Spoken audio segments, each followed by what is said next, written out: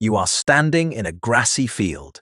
The air smells like wet earth and the distant smoke of a wildfire that has been burning for days. It is 400,000 years before the invention of the internet, before the invention of the wheel, before the invention of the wheel, before the invention of metal. It is 400,000 years before Homo sapiens even exists as a species. You are hungry.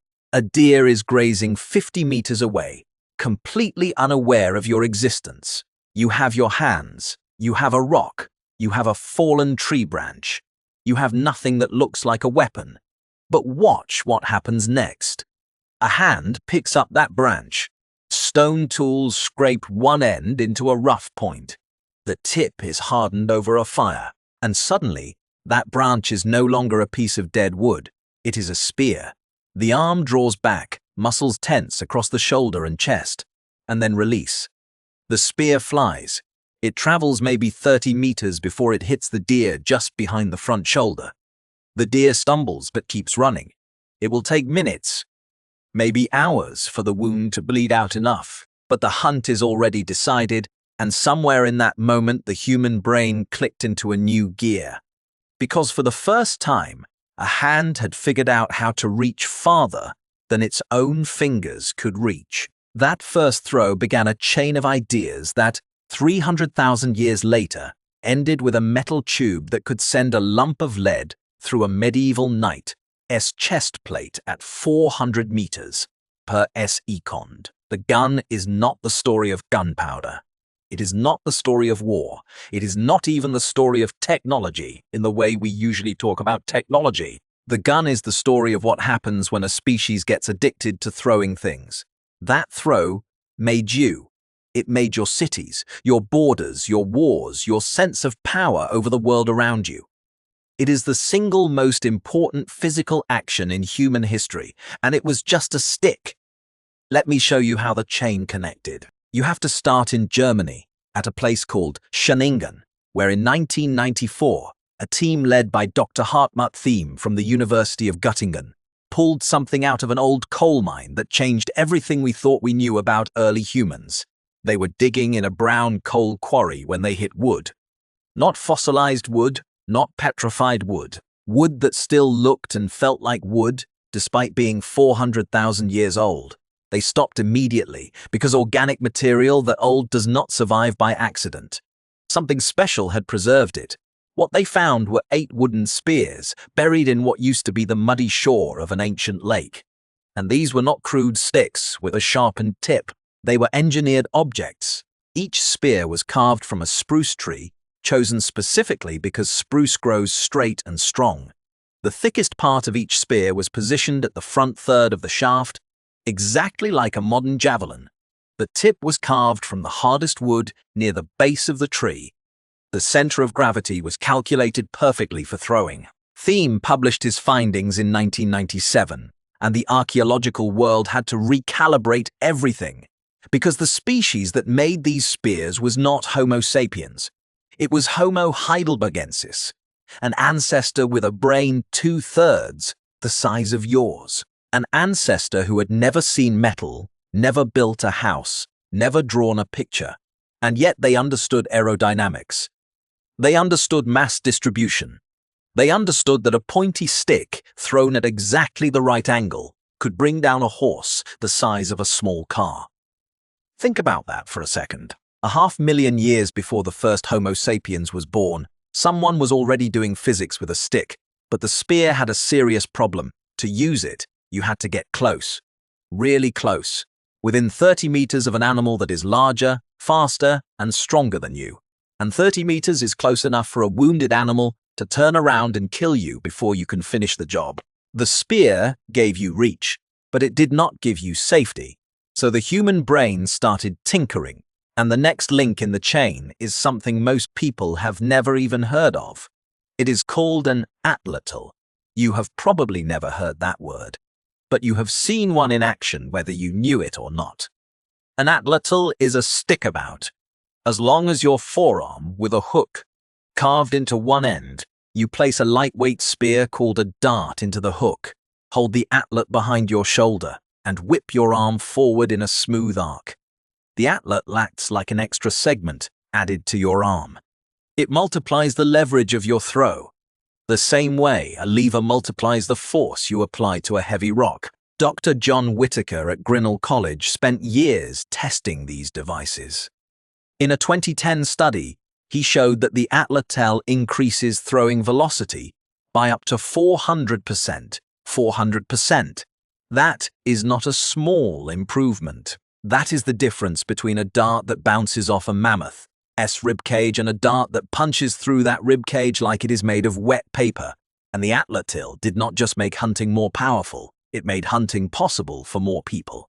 A child could learn to use an atlatler in an afternoon. An older person with weakening shoulders could still hunt effectively. It democratized the ability to project force. The group no longer depended entirely on the strongest arm to bring home dinner. The grandmother could participate. The teenager who had not fully grown could contribute. The atlet changed human society by changing who could feed it. Think of the atletel as the bicycle of weapons. It did not replace the spear, it amplified it. And humans, being humans, immediately started looking for ways to amplify it further. The next leap in the chain was a bent stick and a string. The bow. The oldest stone arrowheads ever found come from a place called Sibudu Cave in South Africa. Dr. Lyn Wadley, an archaeologist at the University of the Witwatersrand, examined these arrowheads in 2008 and found something unexpected. Traces of plant-based glue. Someone 64,000 years ago was carefully mixing adhesive to attach stone points to wooden shafts. They were not just picking up a sharp rock and tying it to a stick. They were engineering a composite tool with multiple components. Wadley's 2008 paper in the Journal of Archaeological Science showed that the glue was made from plant gum and a natural pigment called red ochre. The ochre acted as a filler that stopped the glue from cracking. That is chemistry. That is materials science. It is a level of sophistication that researchers previously thought was impossible for humans of that era. The bow changed the geometry of the hunt completely, where the spear required you to stand up and expose your whole body to take aim. The bow allowed you to kneel behind cover and shoot from a crouch, where the spear required a massive wind-up that any animal could see coming from a mile away. The bow required only a small, quiet draw. A skilled archer could send an arrow 200 meters with enough force to punch through thick animal hide. But the bow had a limitation too. It took years to master. A bad archer is worse than no archer at all, and humans, impatient as ever, kept looking for a shortcut. They found it in something you probably do not think of as a weapon at all: the sling. The sling is the forgotten weapon of the ancient world, and it is also one of the most terrifying things a human being can carry. A fist-sized stone launched from a well-aimed sling hits with roughly the same kinetic energy as a 9mm bullet. That is not an exaggeration. At close range, a sling stone can fracture a skull, break a femur, and punch through bronze armor with enough force to kill a man wearing a metal helmet. The biblical story of David and Goliath is not a fairy tale. It is a ballistics report disguised as a religious text. Goliath was wearing a bronze helmet and a bronze breastplate. He was carrying a shield. He had trained his entire life for individual combat. And David, a shepherd boy who had spent his childhood protecting his flock from predators with a sling, hit him in the forehead with a stone traveling faster than a fastball thrown by a professional pitcher. Goliath went down and did not get up. Slingers were used by the Roman army as standard light infantry. They were used by the Greeks, the Persians, the Egyptians, the Carthaginians. The Balearic Islands were famous across the Mediterranean for producing the best slingers in the ancient world. Mothers would not give their sons bread to eat until they could hit it with a sling stone. Entire battles were won by soldiers carrying nothing but a length of woven cord and a pouch full of river stones. But even the sling had its limits. You could not store a loaded sling ready to fire. You could not aim it effectively from horseback. You could not fire it accurately at night. And compared to a bow, it required constant practice just to maintain basic accuracy. So humans kept pushing.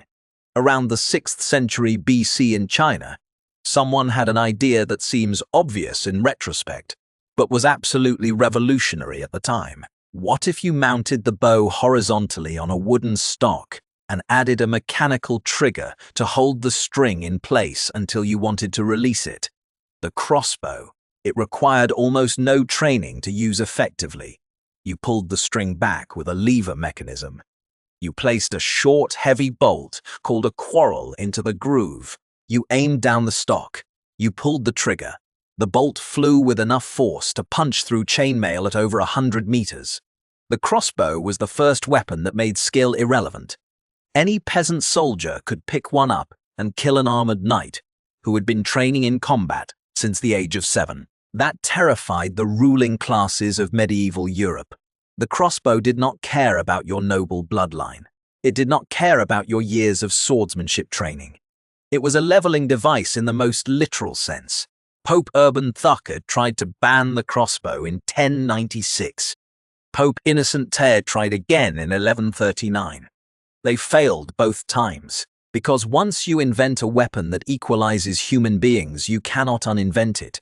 The cat was out of the bag, and humans were about to make the biggest jump of all. In the middle of the 9th century AD, somewhere in Tang Dynasty China, a group of alchemists was trying to do something that seems absurd to us now. They were trying to find the elixir of immortality.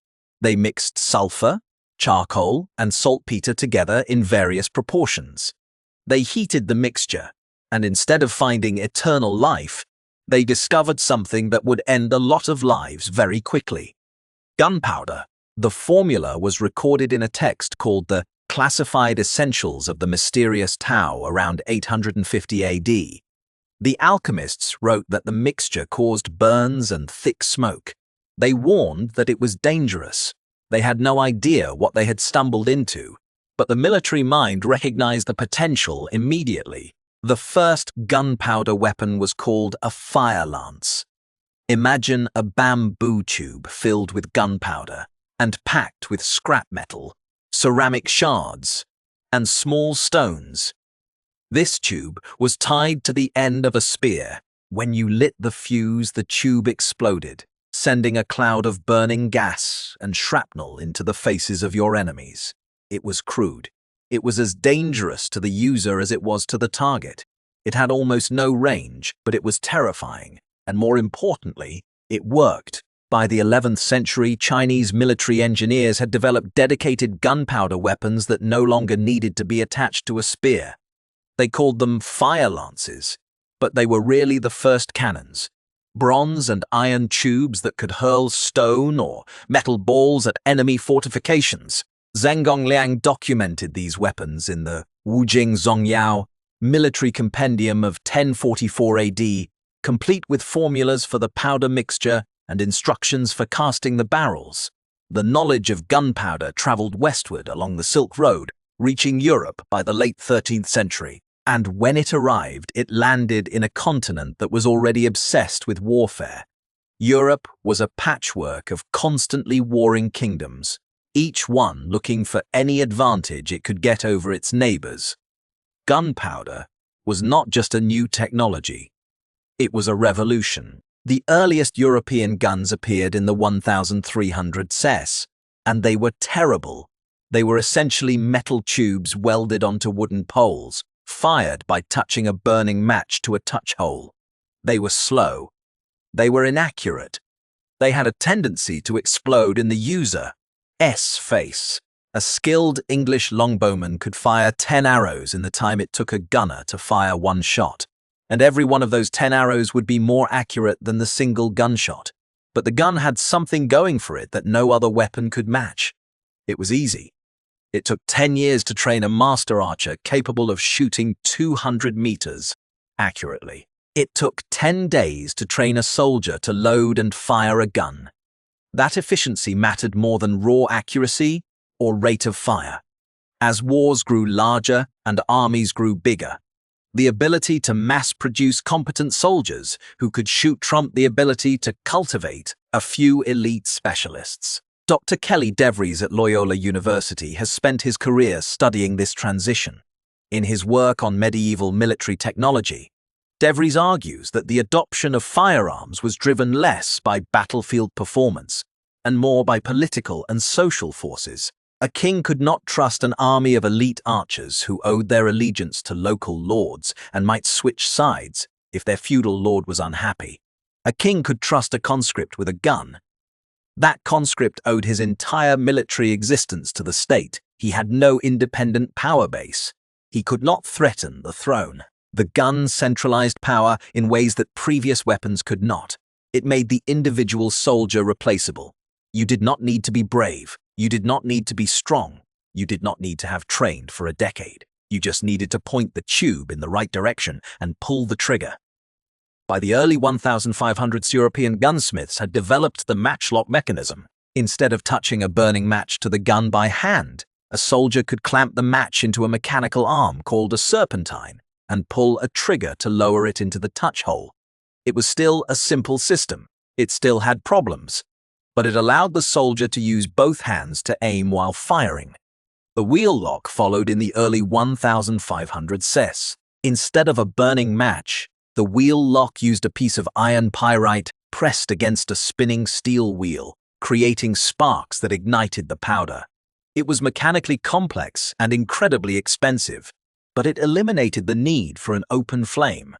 For the first time, a gun could be carried loaded and fired with one hand. The wheel lock gave birth to the pistol, and the pistol gave birth to the cavalry pistol charge, a tactic that would dominate European battlefields for centuries. The flintlock mechanism arrived in the mid-1600s and perfected what the wheel lock had begun. It used a piece of flint striking against a steel plate to create sparks. It was simpler, cheaper, and more reliable than the wheel lock. The flintlock remained the standard firearm for over 200 years, serving every European army through the colonial period, the American Revolution, and the Napoleonic Wars. Once the flintlock was established, the next improvement was the bayonet. Before the bayonet, every soldier carrying a gun also needed a sword or a pike for close combat. A unit of musketeers was vulnerable the moment the enemy got within charging distance. The bayonet solved this by turning the gun itself into a spear. You attached a blade to the barrel, and suddenly every soldier was both a shooter and a pikeman. The bayonet removed the last remaining advantage of traditional melee weapons. From that point on, the gun was not just a ranged weapon. It was the only weapon a soldier needed. The Industrial Revolution in the 1800s took the gun to an entirely new level. Before mass production, every gun was handmade by a skilled gunsmith, which made them expensive and inconsistent. Eli Whitney pioneered the concept of interchangeable parts for firearms, and by the mid-1800s, factories in England and the United States were producing rifles by the thousands. The cost of a rifle dropped, the quality became consistent, and the gun went from being a specialist tool to a product that could be owned by almost anyone. The democratization of the gun changed society, just as much as the democratization of the spear had 300,000 years earlier. But the evolution of the gun was never just about the mechanism or the manufacturing. It was about what the gun did to human psychology. Dr. Megan Vaughan at Cambridge University has studied how firearms changed the way early modern societies thought about violence. Before the gun, killing required physical proximity. You had to be close enough to see your enemy's face. You had to swing a blade or thrust a spear, feeling the impact of your weapon through your own hands. Violence was intimate. It was personal. It required something from you. The gun removed that intimacy. You could kill a man from 100 meters away without ever seeing his expression. You could be part of a volley of musket fire and never know which bullet hit. The act of killing became abstract, and abstraction made it easier. There is a dark logic to this. The gun did not make humans more violent. We were already very, very good at killing each other with rocks and sticks and swords. What the gun did was make violence more distant, more impersonal, more efficient. It lowered the barrier to entry, and when you lower the barrier to entry for killing, more killing happens. The gun also changed the world beyond the battlefield. European colonial expansion in Africa, Asia, and the Americas was made possible by firearms. A handful of conquistadors armed with guns could defeat armies of thousands armed with spears and arrows, reshaping the political map of the entire planet. The gun was not the only factor in colonization, but it was the decisive one. It is hard to argue with a weapon that can kill you from a distance before you even get close enough to use your own weapons. Stand back from the whole chain for a moment. A stick thrown in Germany 400,000 years ago. A lever added to that throw. A string added to that lever. A trigger added to that string. A tube of gunpowder attached to that trigger. A bayonet attached to that tube. A factory producing interchangeable parts. Each link in the chain was added by someone who had no idea where the chain was going. They were not building a weapon that would conquer the world. They were just trying to solve a problem. How do I hit something that is farther away than my hand can reach? They were building an extension of the human arm, and they kept building because every time they extended that arm, the world got a little more within their grasp. So the next time you see a gun, on a screen, in a museum, in a news report, do not just see the metal and the wood and the machined parts. See the stick that started it all. See the hand that picked it up 400,000 years ago.